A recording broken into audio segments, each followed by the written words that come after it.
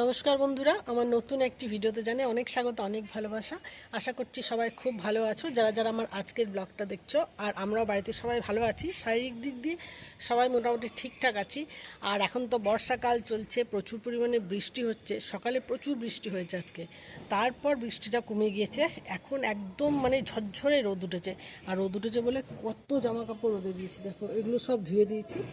এদিকে আছে, তারপর এই যে সমস্ত জামা কাপড়কে ধুয়ে দিয়ে তারপর রোদে দিয়ে দিয়েছি।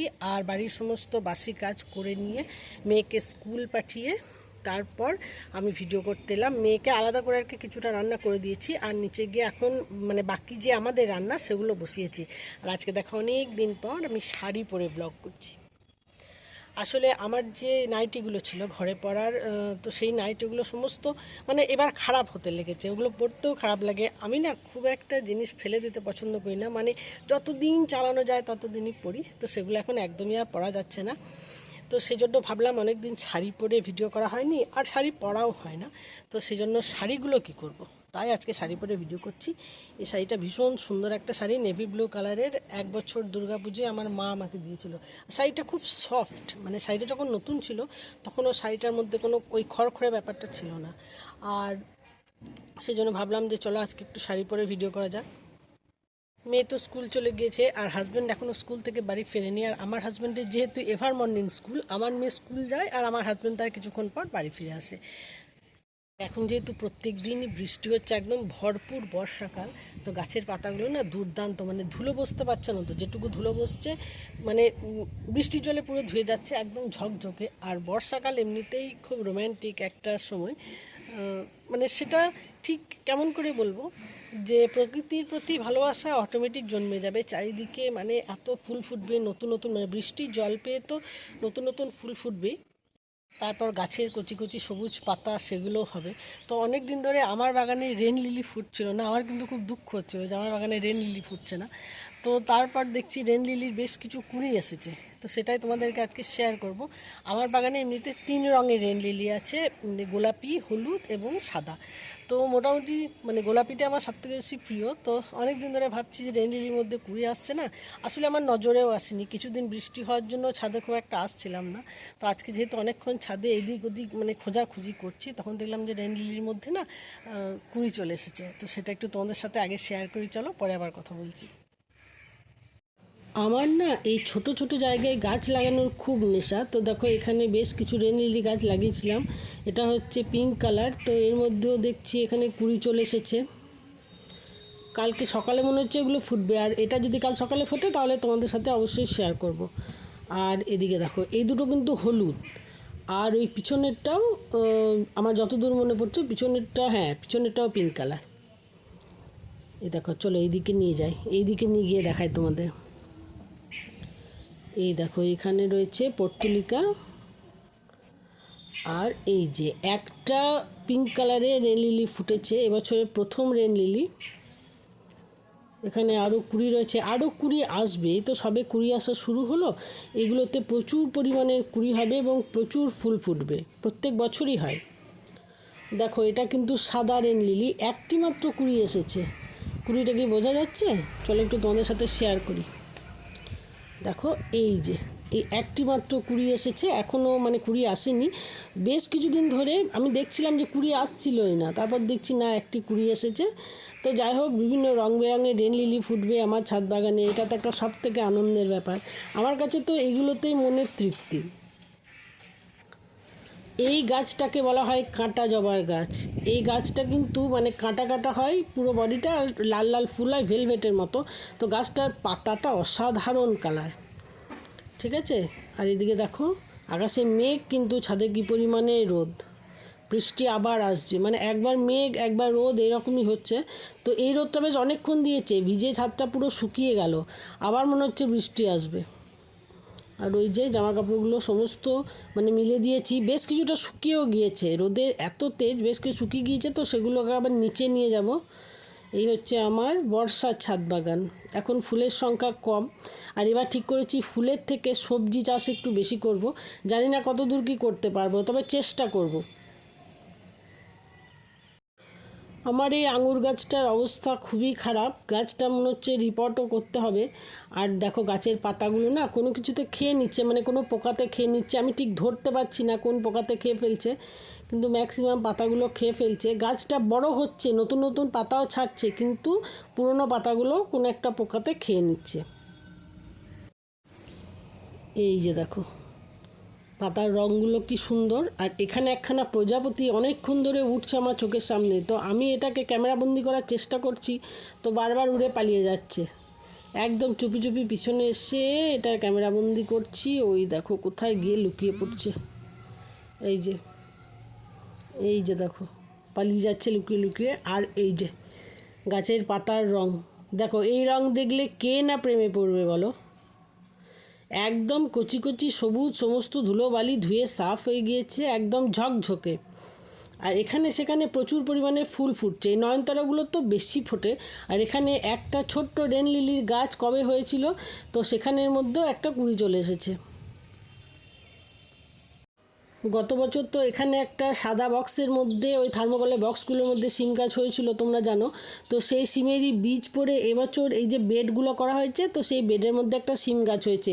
সেটা আবার আমার শ্বশুরমশাই যে কাপড় মেলা তার মধ্যে জড়িয়েও দিয়েছেন, তো সেখান থেকেও বৃষ্টি জল পেয়ে অনেক নতুন নতুন ডাল পাতা ছাড়ছে এবং খুব তাড়াতাড়ি বাড়ছে, তো সেগুলোও বেশ দেখে ভালো লাগছে। আর এই যে গম ফ্রেনা কোথায় কোথায় যে হয়ে থাকছে বুঝতেই পারছি না।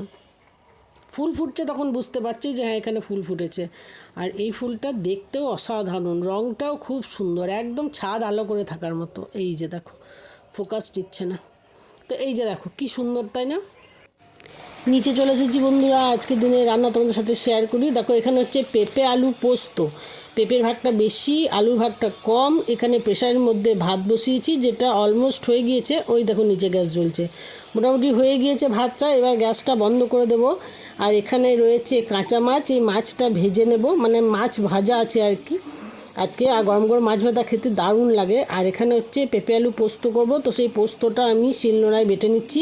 আমি ম্যাক্সিমাম টাইম শিলের ব্যবহার করি, মিক্সির ব্যবহার খুব কম করি, তো শিলে বাটলেই খেতে ভালো লাগে। তো ওই দেখো পেঁপের পোস্তটা মানে সিদ্ধটা প্রায় হয়ে এসেছে, পোস্তটা দিয়ে দেবো। আর এখানে করেছি পাকা আমের চাটনি, বেশ অনেকটা পরিমাণ করেছি, এইটাই সবথেকে বেশি লোভনীয়। 2-3 দিন আমাদের আরামসে চলে যাবে। আর আমাদের বাড়িতে একটু টক বা চাটনি না হলে ভাত মানে আমারই খেতে অসুবিধা হয়, আর আমার শ্বশুরমশাইয়ের খুব অসুবিধা হয়। ঘড়ির কাঁটায় বাজে পুরো 4:45, মেয়েকে নিয়ে বেরিয়ে পড়েছি। মেয়ের আছে টিউশন, আর টিউশন আছে ওই পারে, মানে স্টেশনের ওই দিকে অনেকটা যেতে হয় প্রায়, মানে যেদিকে আমার ননদের বাড়ি সেদিকে। তো এখন মেয়েকে নিয়ে যাচ্ছি পালির মোড়ে, পালির মোড় থেকে টোটো নেব, তারপর যাব। কারণ আমাদের গলির মানে যে এখানে যে রাস্তাটাই মিশেছে সেখানে টোটো খুব একটা যাওয়া আসা করলো না, দেখলাম বেশ কিছুক্ষণ দাঁড়ালাম, দেখলাম পেলাম না, তো চলে এসেছি পালির মোড়ে। আর পালির মোড়ে আসার সাথে সাথে একটা টোটো পেয়ে গেছি। আগে কি হতো, টোটোগুলো আমি দাঁড় করাতাম, আর এখন মেয়ে দাঁড় করায়। আর ওদিকে দেখো মেয়ে আমার জন্য একটা আইসক্রিম আনতে গিয়েছে। আমার মেয়ে কিন্তু আইসক্রিম খায় না, মানে ওকে যতই লোভ দেখানো হোক বা যে কোনো কিছুর বিনিময়ে যদি ওকে আইসক্রিম খেতে বলা হয়, ও আইসক্রিম খায় না, কারণ ও গান বাজনা করে আর ও স্যারের বারণ আছে, তো সেই জন্য ও আইসক্রিম খাওয়া একদমই ছেড়ে দিয়েছে। তো আমার জন্য একটা আইসক্রিম আনতে গেল আর নিজে একটা চকলেট নিল। আর আমরা যদি একটু বেরোই মা মেয়েতে, তাহলে একটু আমাদের টুকটাক এরকম খাওয়া দাওয়া হয়, এটা ভালোও লাগে। যেহেতু আমি বেরোই খুবই কম, তো সেই জন্য যখনই বেরোই তখনই মেয়ের সাথে এই টাইমগুলো স্পেন্ড করি। এই টাইমগুলোই না আমার কাছে খুবই মূল্যবান, মানে ধরে রাখার মতো। তো এখন দেখো এই যে ফুকোটা দিয়ে যাচ্ছি, এর উপরে রেল মানে লাইন আছে, তো এই দিক দিয়ে যাচ্ছি, এদিক দিয়ে সোজা আমার ননদের বাড়িও যাওয়া হয়, আবার আমার মেয়ের টিউশনেও যাওয়া হয়।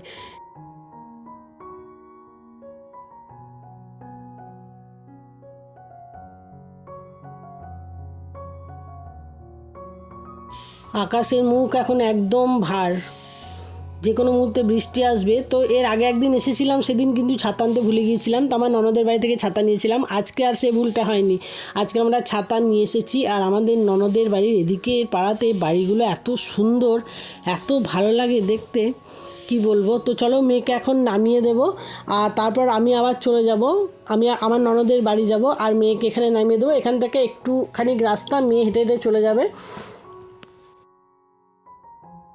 আজকে যে টোটোওয়ালা দাদার সাথে যাচ্ছিলাম, আমার মেয়েকে নামানোর পর উনি আমাকে একটা অদ্ভুত প্রশ্ন করেছেন যে মেয়েকে কেন আমি এত দূর ছাড়তে এসেছি। মানে ওনার বক্তব্য অনুযায়ী মেয়েকে স্বাবলম্বী করার জন্য মেয়েকে একটু বাইরে ছাড়া দরকার। এটা কিন্তু খুব সত্যি কথা বন্ধুরা। কিন্তু আমাদের যা সমাজ এখন পড়েছে তাতে যদি মানে মেয়েদের কেন বলবো, মেয়ে ছেলে দুজনেরই একটু গাইড দিয়ে না নিয়ে যাওয়া হয় তাহলে খুব মুশকিল। আমরা যখন পড়াশোনা করেছি তখন বাবা মারা এত গাইড দিয়ে নিয়ে যেত না, নিয়ে আসতো না, আমরা কিন্তু আরও অনেক দূরের স্কুলে যেতাম। তো এখন হয়েছে এরকম, তাই এখন মেয়েকে দিতে আসতে হচ্ছে। কারণ ওই যে বললাম সময়টা খুবই খারাপ এখন, মানে সবসময় সাবধানে থাকতে হয় এই আর কি। তো দেখো মেয়ের পড়া হয়ে গিয়েছে, মেয়েকে নিয়েও চলে এলাম। এখনও কিন্তু পুরোপুরি অন্ধকার হয়নি। আর এই যে এখানে হচ্ছে মেয়ের কম্পিউটার সেন্টার, তো ওর টিউশন পড়ার পর ওকে কম্পিউটার সেন্টারে দিয়ে দিলাম। তারপর আমি বাড়ি চলে যাব। আর এটা কিন্তু আমাদের পালির মোড়েই, একদমই কাছে। তো মেয়েকে ঢুকিয়ে দিয়ে এখন আমি সোজা চলে যাব বাড়ি। অনেকক্ষণ পর ভিডিও করছি বন্ধুরা, অনেকটা রাত হয়ে গিয়েছে, এখন বাজে প্রায় রাত 9টা। তো এতক্ষণ বাড়ির সমস্ত কাজকর্ম করলাম মেয়েকে দিয়ে আসার পর। আর দেখো ফ্যানটা অফ করে আজকেও ভিডিও করছি, এই যে, কারণ ফ্যানটা যদি চালায় না তাহলে অদ্ভুত একটা আওয়াজ হয়। তো আজকে দেখছো কি পরিমাণে গরম। তো আজকে যে গুরুত্বপূর্ণ বিষয়টা নিয়ে আমি ভেবেছি আজকে একটু কথা বলবো। আমি এই ধরনের বিষয় নিয়ে কথা আগে বলতাম, তারপর মানে সেরকম খুব একটা বলতাম না। তো আজকে ভাবলাম একটু বলার দরকার আছে, সেটাই বলবো। তো দেখো, আমরা অনেক দিন ধরে ইউটিউবে ভিডিও করছি। আমরা প্রত্যেকেই মানে খুব একটা বড় কন্টেন্ট ক্রিয়েটার তো নই, আমরা খুবই ছোট কন্টেন্ট ক্রিয়েটার। তো আমরা কিন্তু একে অপরকে সাহায্য করি, মানে এরকম মানসিকতা থাকা উচিত। তোমরা প্রত্যেকেই জানো, আমরা যারা এখনো ভাইরাল নই তারা একে অপরের ভিডিও দেখি। মানে আমি একজনের ভিডিও দেখি, তাকে ভিডিওতে গিয়ে লাইক করে তার ভিডিও কিছুটা দেখে কমেন্ট করি। আমার ভিডিও বেশ কিছুজন দেখে, তারা লাইক করে কমেন্ট করে। বেশ কিছু আমার বন্ধু আছে যারা কন্টিনিউয়াস আমার ভিডিও দেখে। এমন অনেক সময় হয় যদি কখনো আমার একটু দেখতে দেরি হয়, আমি কিন্তু প্রত্যেকের ভিডিও দেখি। মানে আমার ভিডিওর কমেন্ট বক্সে যে কমেন্টগুলো আসে প্রত্যেকের ভিডিও গিয়ে আমি দেখি, প্রত্যেকের ভিডিওতে গিয়ে কমেন্ট করি। তবে হ্যাঁ, অনেক সময় হয় কি সঙ্গে সঙ্গে হয় না, একদিন দুদিন 3 দিন 4 দিন দেরি হয়। কারণ দেখো, আমরা তো প্রত্যেকেই সংসারী মানুষ, আমাদের প্রত্যেকের একটা সংসার জীবন আছে, কিছু দায় দায়িত্ব আছে, সন্তান আছে। প্রত্যেকের প্রতি দায়িত্ব কর্তব্য পালন করার পর যেটুকু সময় আমরা পাই সেটুকু সময়ের মধ্যে আমি ভিডিও করি। এটা কিন্তু খুবই সত্যি কথা। কারণ একজন হাউসওয়াইফ যখন ইউটিউবে ভিডিও বানায় তখন কিন্তু তাকে সব দিকটা সামলেই ভিডিও বানাতে হয়। এখন অনেকের ভিডিও আমি দেখি, আর যারা আমার সঙ্গে রীতিমতো জুড়ে আছো তারা জানো যে তারা কমেন্ট করলে আমি রিপ্লাই করি। কিন্তু বেশ কিছু বন্ধু আছো যাদের মানে কাছে এই কথাটা পৌঁছানো খুব দরকার, শুধু আমার জন্য নয়, এরকম আমাদের মতো ছোট ছোট কন্টেন্ট ক্রিয়েটারদের জন্য এটা খুব গুরুত্বপূর্ণ যে যখন তোমাদের ভিডিওতে গিয়ে কেউ কমেন্ট করছে তাকে মানে তার মতোই তাকে ভালোবাসা ফিরিয়ে দাও, তাকে কমেন্ট করো। আসলে কি হয়, তোমাদের কমেন্ট পেলে, লাইক পেলে প্রত্যেকের একটা উৎসাহ বাড়ে যে না, আমার বন্ধুরা ভিডিও দেখছে, আমাকেও তারটা দেখা উচিত, একটা এনগেজমেন্ট বাড়ে। তো আমার বেশ কয়েকটা ভিডিওতে দেখছি এটা একটু কম, খারাপ লাগে, এইগুলো সত্যি খুব খারাপ লাগে। তবুও চেষ্টা করি যাতে তোমাদের জন্য একটু ভিডিও দেওয়ার। এখন তো ভিডিও খুব কম দিতে পারছি, তো তবুও যারা আমার সঙ্গে জুড়ে আছো তাদেরকে অসংখ্য ধন্যবাদ। আর যারা এ ধরনের মানে কমেন্টে রিপ্লাই করছো না বা ভিডিও দেখছো না, লাইক করছো না, তাদের কাছে একটাই অনুরোধ যে প্রত্যেকেই একে অপরকে সাহায্য করো। দেখো এখন কন্টেন্ট ক্রিয়েটারের সংখ্যা প্রচুর হয়ে গিয়েছে, মানে কম্পিটিশন লেভেলটাই এত বেশি যে সেখানে টিকে থাকাটা খুব মুশকিল। তো আমরা যদি একে অপরকে সাহায্য না করি তাহলে কিন্তু খুব টাফ হয়ে যায় ব্যাপারটা, তাই না? তো আমরা যখন মানে আমরা বলি এমনিতে আমরা বন্ধু, তো বন্ধুত্বপূর্ণ কাজ করা আমাদের উচিত। যারা আমার ভিডিওতে সে কমেন্ট করো তারা অবশ্যই এটা জানো, আমি জানি তারা এটা জানো যে আমিও কিন্তু তাদেরকে কমেন্টে রিপ্লাই করি বা তাদের ভিডিওতে গিয়ে কমেন্ট করি, লাইক করি। তো তোমরাও প্লিজ প্রত্যেকের ভিডিওতে করো, আর আমার ভিডিওতে একটু করো, খুব ভালো লাগবে। তাহলে এটা হয়তো আমি বলতাম না, কিন্তু কোথাও আমার মনে হলো শুধু নিজের জন্যই নয়, মানে আমাদের মতো অনেক ছোট ছোট কন্টেন্ট ক্রিয়েটার আছে যাদের জন্য এটা করাটা খুবই দরকার। তো এইটুকুই বলতে এলাম। যদি কোনো ভুল কথা বলে থাকি তাহলে প্লিজ কেউ কিছু মনে করো না, এটা আমার মনের কথা, মন থেকেই বললাম। আর মনের কথা এইভাবে বলাই ভালো, আমার যেটা মনে হয় সরাসরি বলাই ভালো, কোনো রকম ঢাকচাপ না রেখে। তো চলো আর বেশি কড়া কড়া কথা বলবো না, কারণ এগুলো বেশি হজম হবে না। তো আজকের মতো ভিডিওটা এখানে শেষ করছি। যদি ভিডিওটা কোনো অংশ ভালো লাগে লাইক কমেন্ট শেয়ার করে আমার চ্যানেলটা সাবস্ক্রাইব করো। খুব তাড়াতাড়ি দেখাবে তোমাদের সাথে আবার নতুন একটা ভিডিও নিয়ে। ততক্ষণের জন্য সবাই খুব ভালো থাকো, সুস্থ থাকো, আনন্দে থাকো। আর হ্যাঁ, অবশ্যই একটা করে লাইক আর একটা করে কমেন্ট প্লিজ। ঠিক আছে, তো চলো আজকের মতো টাটা।